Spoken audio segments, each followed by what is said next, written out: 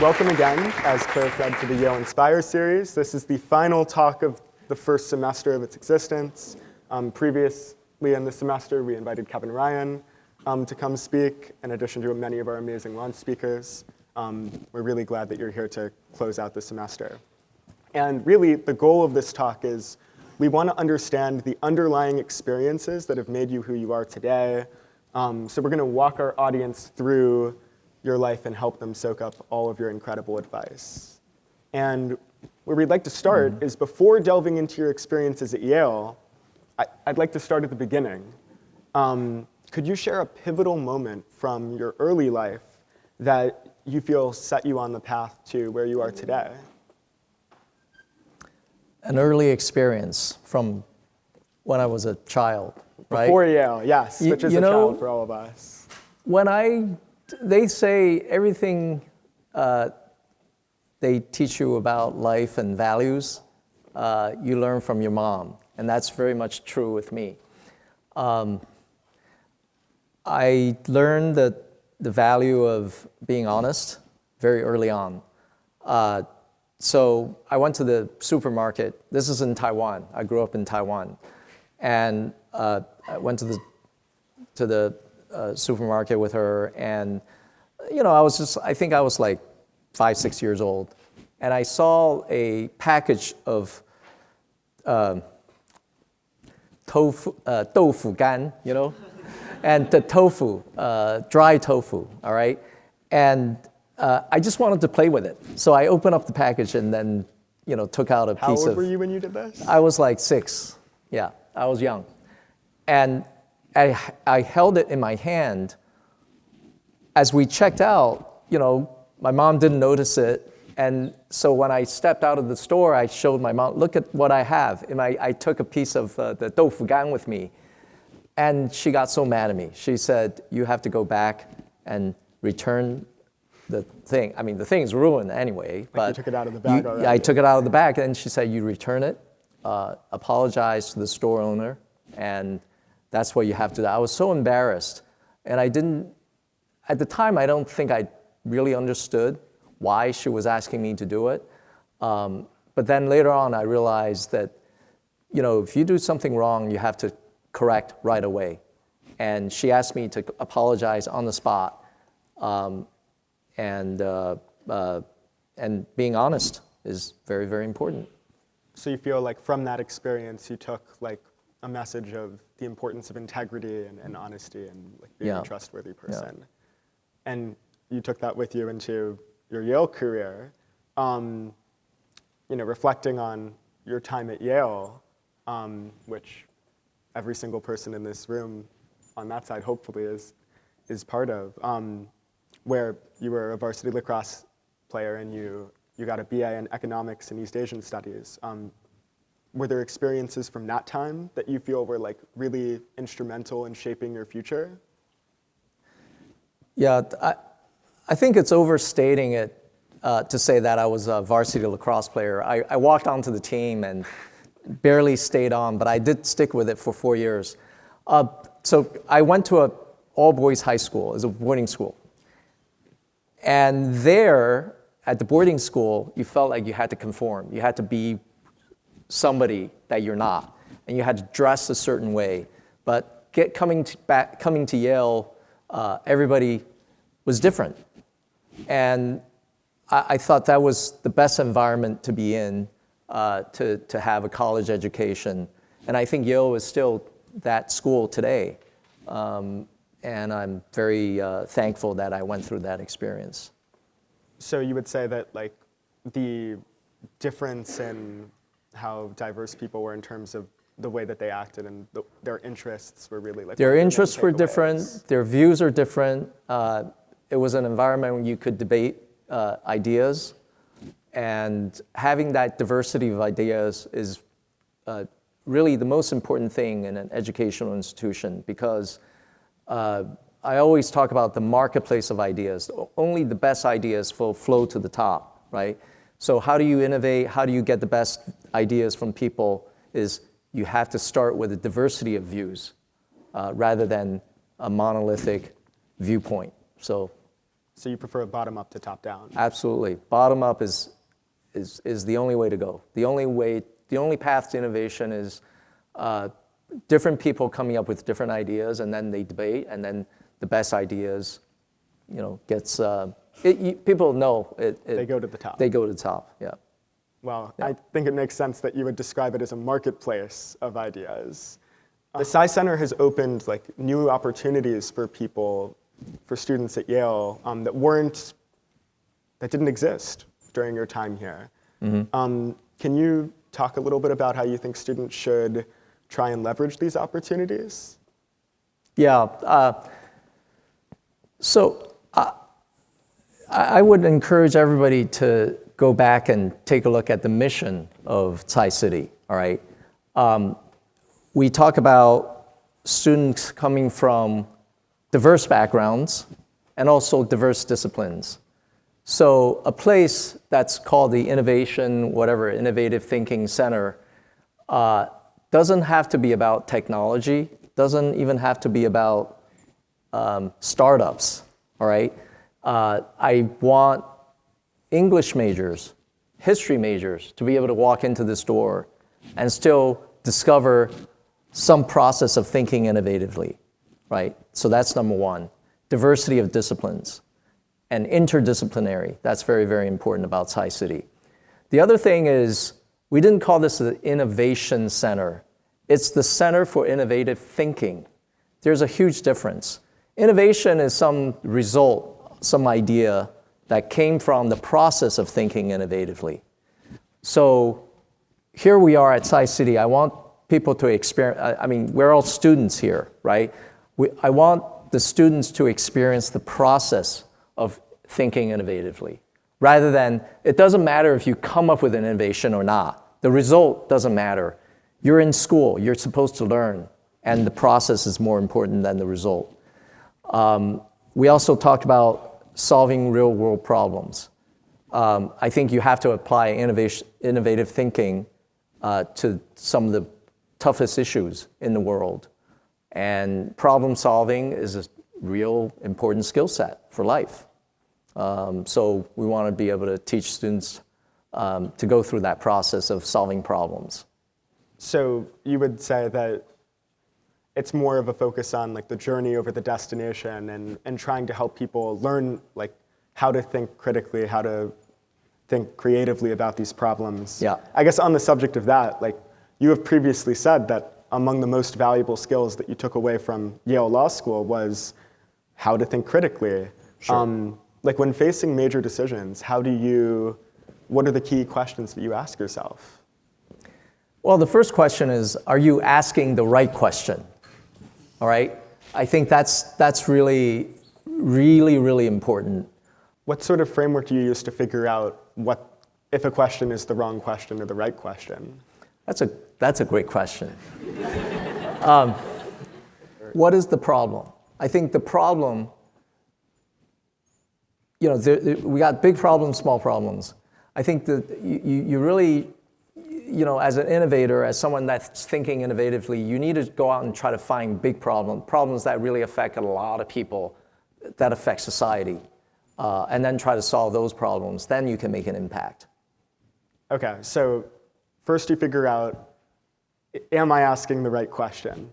Then what? And then once you figure out, this is the right question, you go through a process of not just thinking, but I think there's some basic education. You got to educate yourself. Anytime when you approach a subject matter or a debate, read up on it. Get as knowledgeable as possible about the subject matter, and then go through a thinking process. There's reasoning, there's analysis, there's a lot of things you can do, but you have to arm yourself with the basic knowledge first. And those are skills you feel that you learned in law school? Absolutely. In law school, you come across so many different subject matters, but law students are voracious readers. They read these thick law cases. They'll put you to sleep, but lots of absorption of knowledge to begin with, and then you start your analysis and reasoning. Well, question for our audience here. Would you recommend that students who aren't maybe 100% sure yet what they want to do with their lives, but are interested, vaguely in these ideas of entrepreneurship or impact, go to law school? Actually, I would highly recommend it. What do lawyers do in a business transaction? What the lawyers try to do is to take a set of economic activity and reduce it into words, into a contract. So how you describe in language economic activity, basically, is a very good skill set to have because it requires you to actually understand the underlying economics of something. I was a tax lawyer. What do tax lawyers do? They don't just memorize the tax code and tell you what the answer is. What they do is to try to analyze economic activity. When I was involved in tax law, we worked a lot with investment banks, trying to figure out the tax consequences of derivative transactions. Options, forwards, futures contracts, swaptions, and all that. All that is just trying to figure out, like economically, what is an option? What is a forward? What is a futures contract? And then you can figure out the underlying tax treatment because there's a logic to it. And lawyers get to learn how to do that in a very facile way. Well, that leads right into sort of the next part of your journey, which is that you were a tax lawyer and you did some work in private equity, before eventually joining Alibaba. Can you talk a little bit about that decision to leave your job to found this company? What compelled you to make this shift and pursue an entrepreneurial path when you kind of had your life sort of set already? Yeah, well, earlier today I had lunch at the law school with a group of law students. They asked me the same thing. I took a two-step process. As a lawyer, you really give advice, but the client may not adopt your advice, right? And you can't do anything about it. You feel very powerless. So I decided that I want to take a job where I can be involved in the decision making. So I went into private equity. Private equity investors make decisions about investments. I was too junior to be the final decision maker, but I was involved in the analysis, in sourcing the opportunities and things like that. So I felt like I was part of the decision making. And as an investor, you are investing into companies, you're sitting on boards. And then I got really frustrated that as a board member of a company, somehow management would never sort of exactly do what you would like them to do, and either because they disagree with you or they can't execute and things like that. Then I said to myself, I want to be involved in an operating business. The difference between working at a law firm or a Goldman Sachs or a consulting firm like McKinsey is that in a professional firm, all of your colleagues basically had the same background, same educational, sort of same level. So the people are pretty much the same because they all came from that educational mold. But when you work in a company, everybody is different. You got engineers, salespeople, customer service, product managers, marketing people, government relations. They all come with different backgrounds and different skill sets. And how do you make sure, as a leader in the company or as the organizer, which is what an entrepreneur does, they organize, to make sure that everybody rows in the same direction. You give them a vision, then they have to all execute toward some, direction. And that's operation, that's business operations, and I wanted to learn how to do that. And that's why I decided to leave private equity. And fortunately, the first person, business-wise or entrepreneur-wise, the first person I met was Jack Ma. So I was very lucky. Well, on that note, your partnership with Jack Ma was a pivotal aspect of Alibaba's success. For students here aspiring to find a co-founder, what qualities should they be looking for? Yeah, I think you definitely need to find someone who has complementary skill sets or complementary maybe background and people who think differently. My daughter is involved in a startup where one of the co-founders just left because they kept stepping on each other's toes. And Jack and I never step on each other's toes because we have our own strengths and weaknesses. And we knew that. Jack was good at certain things, I was good at other things, and we let each other, gave each other the room to, and also trusted each other to do what we're good at. And I think that's the most important thing. I guess before we move on from that, going back to this question of like making this leap to found this new company with someone who you believed in, can you talk a little bit about your thoughts on like the risk of doing that? Like the risk of leaving your job that you were at this point in your life, which was like a stable job, well-paying job, to take a new job that paid you $50, and how you thought about that and how you think about that today. In the world of entrepreneurship, and especially technology where you could scale very fast, the biggest risk is you gave up opportunities. So the opportunity costs will definitely cost you more than the downside risks, all right? And I think I mentioned this before. I've given talks at the SOM, and I liken my decision to join Alibaba as buying a call option. In other words, you pay a certain price for the call, and if you lost, that your downside is totally limited. But the upside could be infinite, could be really, really big. I don't think you'll have too big of a problem finding a stable job. So you might as well go out when you're still young, go out and take some risks, because the opportunity cost of not taking those risks could be huge. Well, in addition to spending time with your family, what do you do with your limited free time? I mean, this is more of like a fun question, but like, what do you do for fun? Yeah, watch TikTok. No, just kidding. Actually, I have 3 kids, right? And one of the things that I really encourage my kids to do is to play sports. All of my kids play sports, very active in school. They're much better athletes than I am.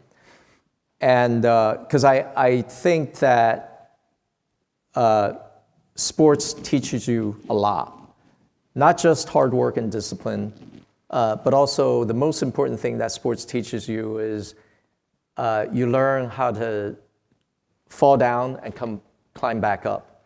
You learn how to fail and then recover. That's the most important thing.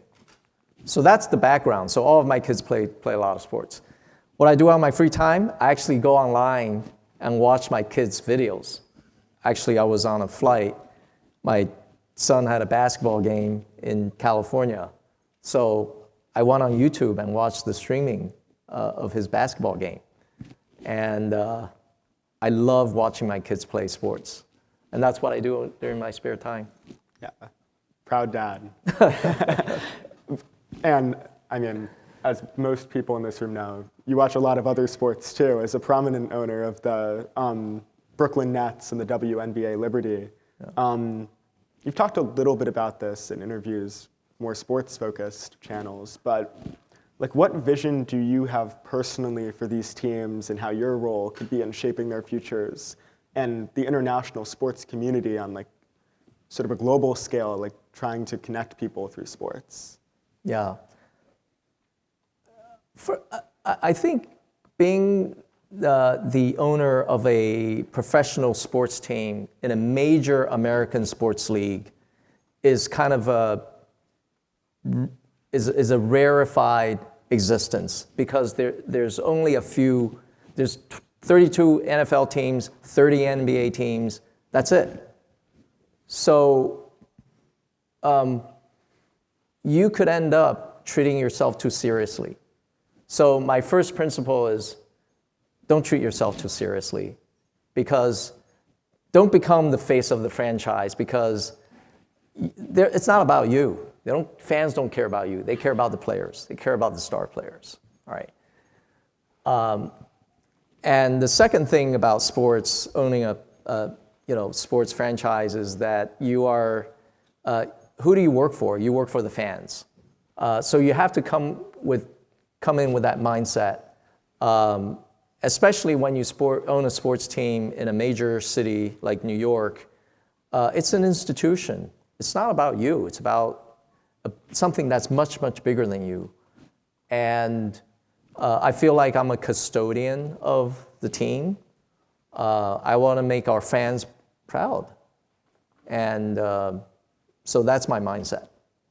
So that actually reminds me a lot of a Yale Law School interview you gave earlier this year, where you talked about your ideas for leadership in business and how you see leadership as being the lowest maintenance person in the room, with the goal of ultimately like making yourself invisible to the rest of a leadership organization. Yeah. How do you actually accomplish that, and with your trustworthiness between people on your team and yourself? There's a lot of portrayal of leaders. They come into the room, they suck up all the oxygen, and everybody is afraid of them. All of a sudden, your employees start to cater to what the boss likes rather than what the customers really want. And that's the worst leader in the world. So very low maintenance, you should disappear from the scene. What's important are your customers, right? And if you're in a crisis situation, try to solve the problem, get your company out of crisis. So that's what I mean by lowest maintenance. So how do you establish that trust between you and the employee? I think communication is really important. You got to give your employees constant feedback. I don't think feedbacks should be left to the year-end performance review. I think it should be daily. If someone does something that you don't feel is the right thing, you should call them on it right away. But do it in a way that's, like sometimes in a lighthearted way, like, hey, Seth, that thing you just did, that's bullshit, right? So that's how you communicate, and you've got to find the right way to communicate. And the other thing is, you talk about trust. You have to walk the talk. So I think walking the talk is really important, because then your team members will know, will give you that respect. I think a lot of the leaders think that they have the respect of their employees, but they don't. And I hope I will never get myself into that situation. Because one of your employees will just tell you, that's bullshit, like right when it happens. They're always afraid to say that, right? And you know that. You're in that power relationship. They're afraid to call you out on it. So you have to be very self-aware. As a leader, you have to be the most self-aware person in the room.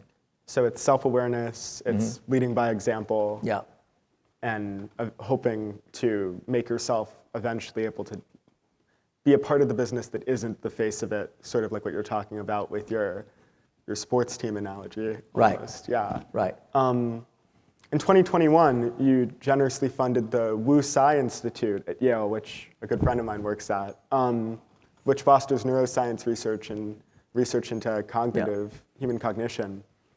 How do you see that research intersecting with this field of entrepreneurship and what students can do here at Yale?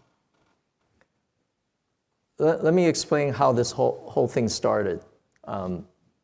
When I was talking to Peter Salovey, the president of the university, about doing something for Yale, doing something for science at Yale, and he said,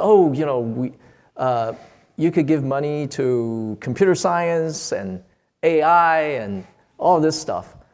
And I'm like, that's pretty good. I come from a technology business, so I'm big on computer science, even though I'm not myself a computer scientist, but I think it's very important. I should support it, but wait a minute.